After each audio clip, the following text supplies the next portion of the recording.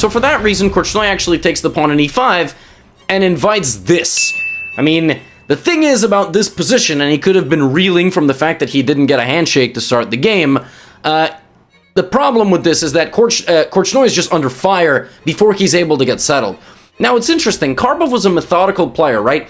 But the thing is, he very rarely went for the tactical complications unless he was absolutely certain that there was nothing the opponent could do in terms of complicating the position.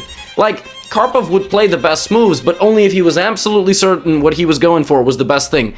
And, you know, even though Korchnoi has some active pieces, the truth is that moves like Rook G8 are simply not going to cut it.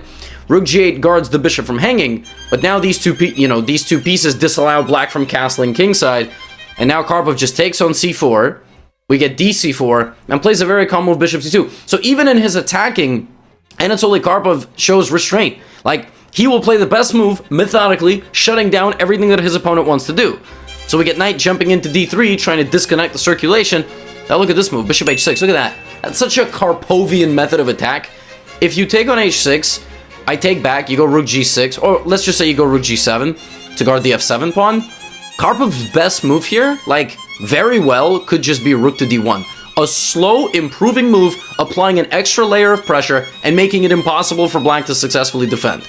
Like, maybe there's some tactical shot, but that's what Karpov was going for. Now Korchnoi banks up to f8, and Karpov just, again, just calmly improves, trades off, wins the pawn, and activates all his pieces down the center line, takes on f8, and there's really no way you can take. I mean, if you take with the king, which is what happens in the game, queen f3 and knight h6. And this pressure down f7 and against your rook is simply too much. And now Karpov does find a nice little flair here to finish things off, but I mean, this isn't flair, this isn't flair as much as it is just with a winning move. This nice move, rook d7, beautiful move.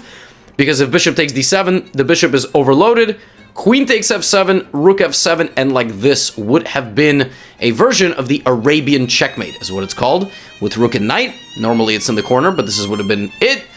And rook b8 takes, and knight to d8. Very nice move, on just get to the back rank, cutting off the rook from the circulation. If king to e8 or king to g8, there was queen to f8 mate, and the king is just simply smothered here with queen and rook.